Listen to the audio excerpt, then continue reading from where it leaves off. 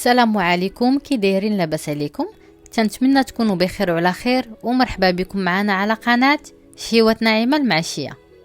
اليوم ان شاء الله غنقدموا لكم طريقه تحضير التيراميسو بالخوخ اللي تجي لذيذ بزاف في المذاق وتجي المنظر ديالو رائع بزاف. بقاو معنا باش نشوفوا المكونات وطريقه التحضير. باش نحضروا التيراميسو اول حاجه غنعملوا الكريم باتيسير، وعندنا 750 مليلتر او إدرولارو من الحليب. غنضيفوا عليه قشور حامضه محكوكه وغنغليوه فوق النار. من بعد ما غلينا الحليب دابا غناخذوا 120 غرام من سكر سنيده، وغنضيفوا عليه 50 غرام من نشا، وغنضيفوا 3 من اصفر البيض، وغنخلطوا الكل بالفوي.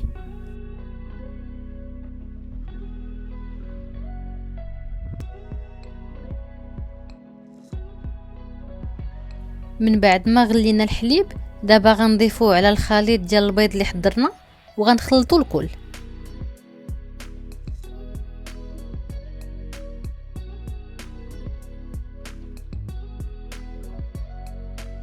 ودابا غنعملوا الخليط ديالنا على نار مهيله مع التحريك بدون انقطاع حتى يعقد لينا.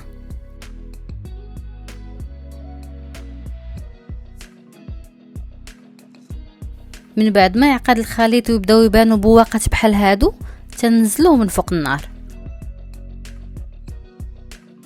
ودابا غنفرغوا الكريم باتيسير ديالنا في بول ونغطيوه بالفيلم اليمونتير ونخليوه جنب، ونتلاقاو من بعد.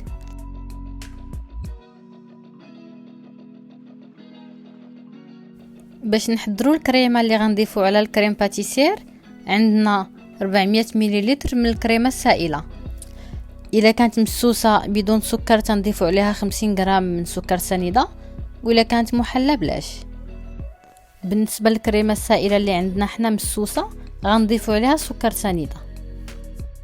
وعندنا كيس من سكر فاني، وغنخدموا الكل بالباتر.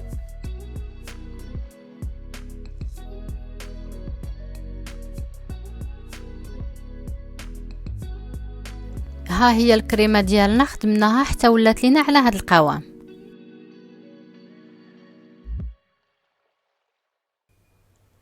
ودابا غناخذوا 3 الاوراق من الجيلاتين وغنفزقوهم في الماء. ودابا غنخدموا الكريم باتيسير ديالنا. من بعد غنضيفوا عليه الكريمه،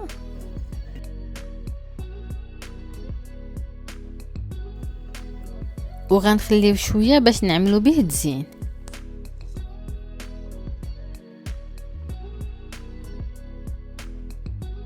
من بعد غناخذوا 3 المعالق كبار من عصير الليمون، غنسخنوهم وغندوبوا فيهم الجيلاتين. واللي بغى يعوض عصير الليمون بالحليب ولا اي سائل غير يسخنوه باش يذوب فيه الجيلاتين، وغنضيفوه على الخليط ديالنا.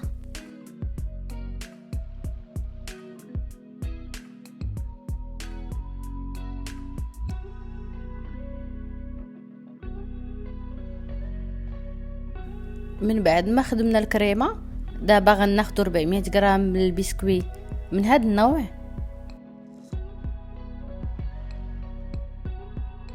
وغنقطع شويه من الجوانب على هذا الشكل باش منين نوقفوا في الجوانب ديال المول ما يزلقش ويطيح.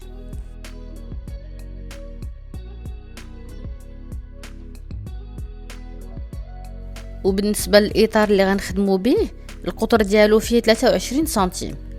ودابا غنعملوا فيه البسكوي.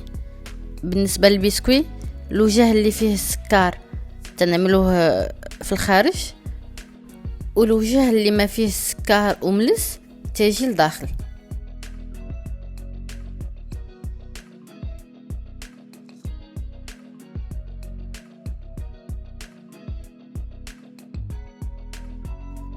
وبالنسبه للبلايص اللي تيبقاو خاويين تنعمروهم بالقطع ديال البسكوي اللي قطعنا من الجوانب.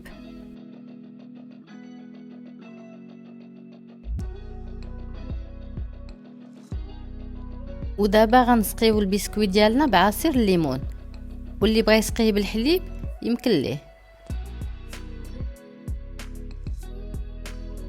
من بعد غنفرغوا النصف ديال الكميه ديال الكريمه اللي عندنا فوق البسكوي.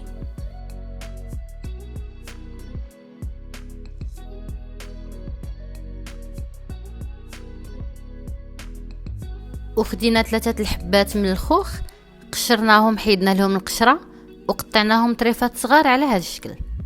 واللي بغى يعمل الخوخ معلب يمكن ليه، واللي بغى يعوض الخوخ باي فاكهه اخرى يمكن ليه. كل واحد يعمل الفاكهه اللي تيفضل.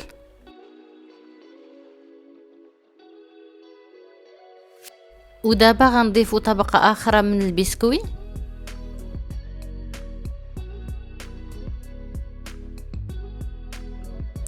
وغنسقيو البسكوي ديالنا بعصير الليمون.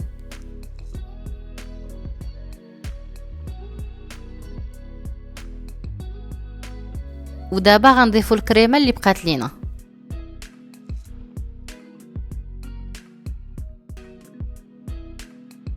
ودابا غندخلوا التيراميسو ديالنا المجمد حتى يشد مزيان ونخرجوه. من بعد ما خرجنا التيراميسو من المجمد، دابا غنزولوا ليه الاطار ونعملوا ليه التزيين.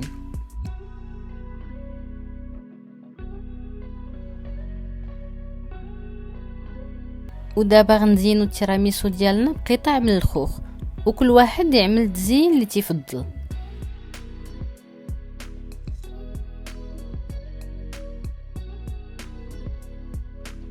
ودابا غنزينوا التيراميسو ديالنا بالسكر الناعم، وغنعملوه في الجوانب ديال التيراميسو فوق البسكوي.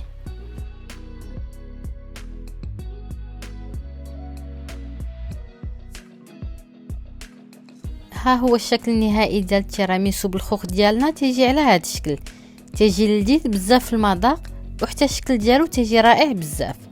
واللي بغى يعوض الخوخ بشي فاكهه اخرى يمكن ليه. تنتمنى الوصفه تنال الاعجاب ديالكم وتجربوها، وبالصحه والراحه وبسلامه.